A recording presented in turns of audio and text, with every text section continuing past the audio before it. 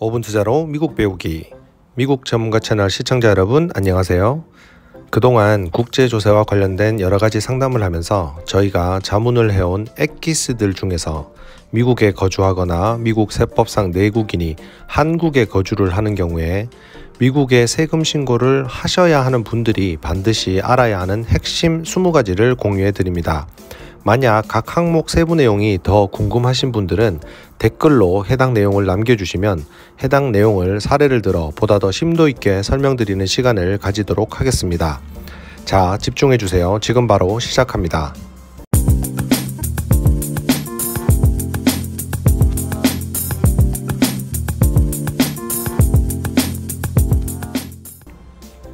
(1) 근로소득 원천징수 영수증의 비과세 소득도 미국에서는 과세소득이며 일부 소득이 한국에 공제가 되더라도 미국에서는 적용되지 않습니다.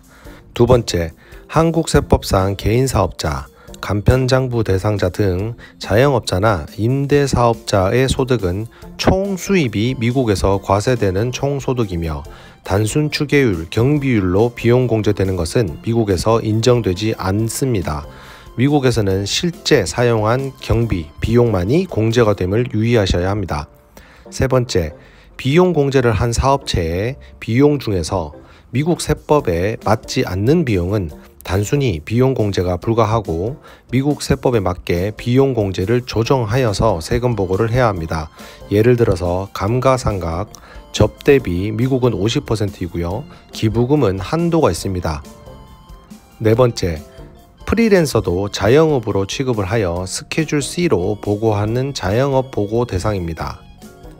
다섯 번째, 한국이 이자, 배당소득 2천만 원 이하의 경우에는 한국 종합소득세 신고서에 나타나지 않을 수가 있어 해외 이자소득 보고 및 해외 계좌 신고 시에 각 계좌별로 종합 정산하여서 보고해야 합니다.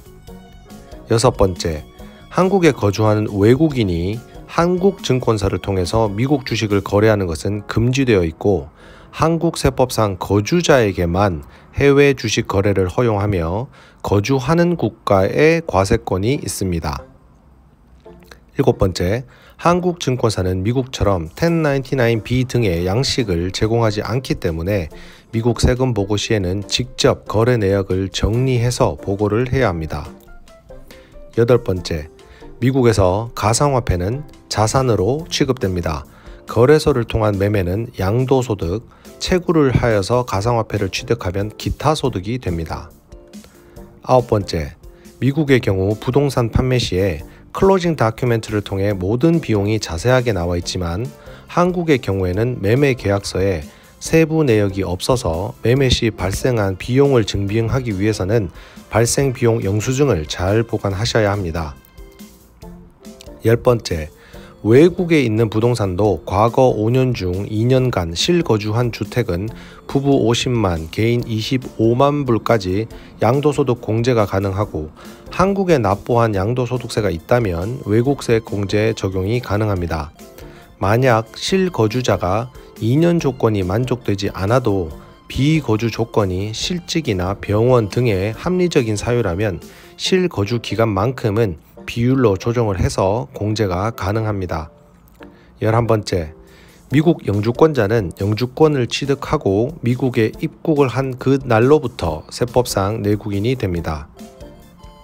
12번째, 학생 비자는 입국 연도로부터 5년, 인턴 비자는 2년간 비거주자이며 이 기간 이후부터 거주기간 테스트에 적용이 되어 세법상 내국인 외국인 판단이 되고 무비자라고 알려져 있는 이스타와 관광비자, 비비자 등도 입국일로부터 거주기간 테스트에 적용이 됩니다. 13번째, 주식거래의 양도소득은 주식을 매매할 때 실제 거래자가 거주한 국가의 원천징수 권한 및 과세 권한이 있습니다.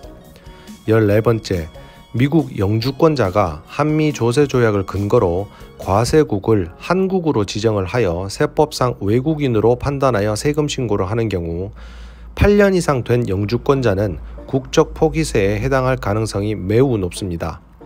15번째, 명확히 같은 금액이 계좌 이체가 되어 FBAR 신고 대상인 연중 최고액 1만 불이 될 때는 같은 금액은 한 번만 가산하여 신고 대상 여부를 판단합니다. 16번째, 본인이 50% 이상 지분을 가진 해외법인의 금융계좌는 해외계좌 신고 대상이며 해외법인 지분신고인 경우 폼 5471 신고 및 해외계좌 신고 예외 여부를 검토해야 합니다. 17. 해외계좌 신고는 상장, 비상장 주식, 보험, 사모펀드 등의 각종 펀드, 일반 금융계좌 등 모든 현금성 자산을 포함합니다. 18번째, 미국인 혹은 미국 법인이 해외 법인의 주식을 소유하는 경우 본인이 직간접 혹은 간주적 지분을 통해 지분 소유에 대한 신고를 폼 5471 등의 사업체의 법적 성격에 맞게 법인 신고를 해야 하고 필요시 신고 기준에 미달하여 신고를 하지 않아도 되는 연도에는 해외 계좌 신고 여부를 판단해야 합니다. 19번째, 해외 계좌 신고 누락은 해외 거주자는 페널티가 없이 미국 내 거주자는 5%의 페널티를 부과한 뒤 신고하여 벌금의 면제 혹은 일부 면제를 통한 별도의 신고 절차가 있습니다. 마지막으로 20번째, 미국의 부동산 투자 및 여러 가지 사유로 미국의 원천 소득이 발생할 것으로 예상되는 경우에 반드시 미국 납세자 번호 ITIN을 받아 원천 징수 및 소득세 신고 준비를 사전에 해야 합니다.